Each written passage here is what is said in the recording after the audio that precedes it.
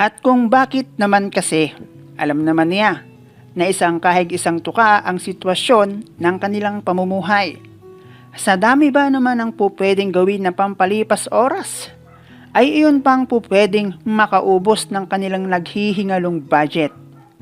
Tapos matatakot siya na baka maghanap ang aking bilas sa kung saan napunta ang kanilang pera. Syempre, ako naman bilang madalas ay gawing panapal ng aking hipag. Dahil sa akin lang naman siya nahiram ng pera na ipapalit sa perang natalo sa sugal online, mag-iisip ako ng paraan kung paano niya ako babayaran. Pareho lang naman kaming may pamilya na nangangailangan ng pera. Tapos ang perang aking naipapahiram ay aking sariling pera na kinita ko sa pag-extra-extra. At may dahilan ako kung bakit nagtatabi ako ng sariling pera. Kaya lang, kapag ang aking hipag na may karakas din namang taglay ang lumalapit sa akin, hindi ko magawa ang tumanggi. Hello guys and welcome dito sa Kasgul TV. At syempre, kung ikaw ay bago dito sa aking channel at trip mo ang ganitong klase ng kwento, palike and subscribe naman dyan.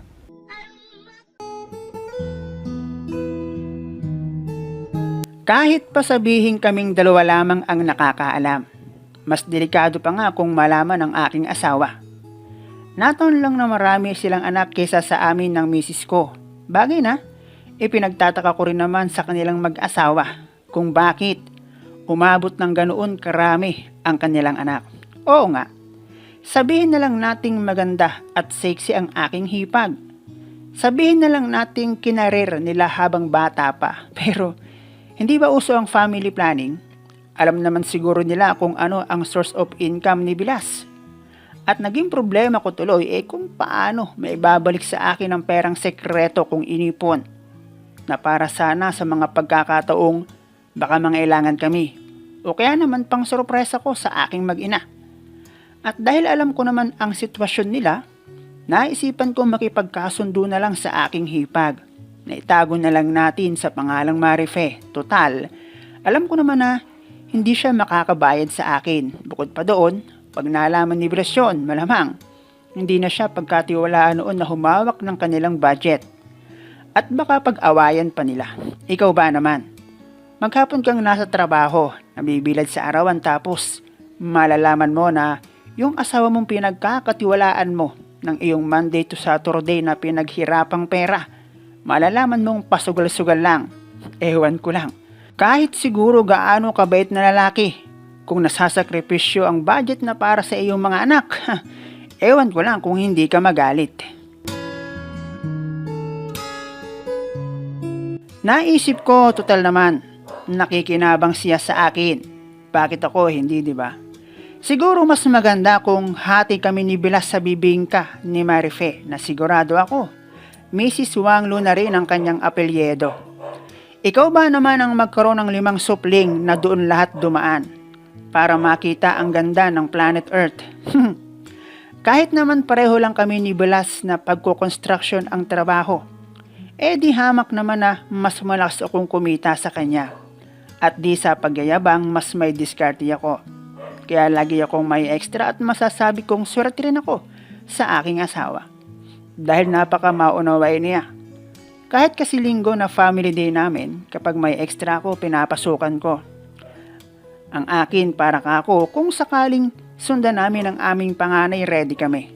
At ang patuloy na paglapit sa akin ni Marife ay isinama ko na rin sa aking nilalaanan.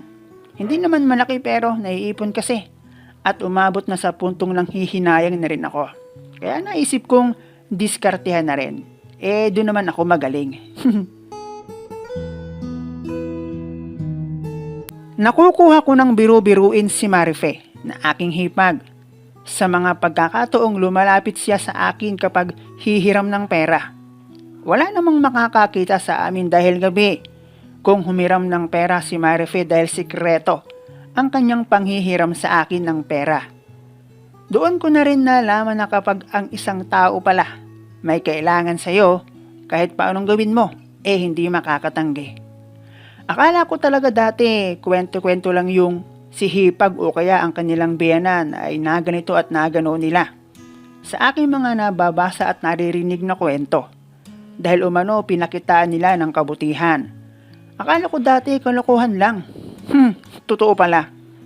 Yung sa akin naman, subok lang. Magalit siya, siya rin. Wala na siyang mahihiraman. Wala rin namang mawawala sa akin. At doon nga, sinabi lang sa akin ni Marife na wala namang ganyanan. Sa isip ko noon baka madala na siya at hindi na humiram sa akin. Dahil natuto na akong mga labit sa tuwing lalapit si Marife sa akin pero mali ako. Pag pa na talagang lulong ka na sa sugal, lalo pa at nasa cellphone mo lang tapos easy access pa para mag-tap up, finish na. At lalo akong nakaisip ng kabulastugan noong nalaman ko na ipinagkakalat raw ng aking bilas. Nasipsip daw ako sa aming engineer. Bagay na wala namang katotohanan. Dahil kung ako lang ang tatanungin, ayaw ko ngang makita si engineer. Pintor ako sa grupo namin at kahit hindi ako ang foreman, ay halos ganoon na rin ang aking galawan. Marami rin ang nakakakilala sa akin kaya naman, madalas ay meron akong extra. At pag gumawa ako, gusto ko, kung ipatawag ako ulit, hindi dahil back job, kundi dahil may iba na naman silang ipapagawa sa akin dahil nagustuhan ng customer ang aking tirada. At sa patuloy na paglapit sa akin ni Marife, kahit na may halong pangangalabit, ay tuluyan na nga siyang bumigay. Kaya naman aking nilasap ang bibingka, kahit hindi pa simbang gabi, na para lang sana kay bilas. Doon sa kamutihan, inabangan pala ako doon ni Marife para humiram ng pera. Tulad ng dati, napasarap at natalo na naman ang tita Marife nyo. Galing ako ng palengke at siya naman papunta ng palengke. Doon siya naghintay dahil wala namang ibang dadaanan. Hindi ko alam kaya hindi ako nakaiwas. Binalikan ko pa nga kinabukasan at natatawa akong inaalala ang nakaraan. Dahil pagdating ko sa bahay, nagtanong ang aking asawa kung bakit raw may dahon ng kamote ang aking biniling karne ng manok. At gaya ng inasahan, kahit bagong ligo si Hipag, hindi may ipagkakailang siya na si Mrs. Wanglu. Malayong malayo kung ikukumpara sa aking asawa na may isang anak. Hindi ko na sana siya pahihiramin dahil kako na malengke na ako. At iyon ang tingin ko ay solid kong dahilan para hindi ako makapagpahiram ng pera. Kaya lang sabi niya sa akin, hindi raw bumali ang kanyang asawa dahil alam raw ni Bilas na may pera pa sila na aabot ng Sabado. Medyo nagulat din ako noon kaya naman hindi ako pumayag na wala akong makuhang ROI dahil 3K lang naman ang hinihiram niya sa akin. Ang laki noon, sabi ko, 1,000 hindi na daan. Abot-abot ang kanyang pakiusap sa akin hanggang sabihin kong sige pero ganun na lang ba yun? Baka naman kahit isa lang. At siguro talagang kailangan na kailangan ni Marife. Mahirap din pala pag nagka-interest ka pa sa iba. Saglit kong naisip yung 3K, pwede ko pang kitain.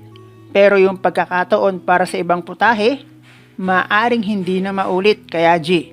Tsaka iba Kaya pala yung ibang lalaki o babae, kahit may asawa na kung minsan, hindi may iwasan na mag-try ng ibang putahe.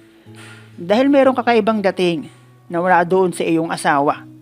Kung sa ulam, hindi ko pwedeng ikumpara ang adobo ng asawa ko sa adobo ng hipag ko. Magkaiba talaga. At mula noon, ginagawa kong dahilan ang alam nyo na kung gusto niyang humiram ng pera sa akin. Ang last namin ay nito lang December. Medyo liblib kasi dito sa amin. 4 lang kaming magkakapit bahay dito. At may madadaanan kayong taniman, bahayan kung pupunta kayo ng palengke. Kaya naman pwede kayong sumegway kung wala kayong privacy sa bahay nyo.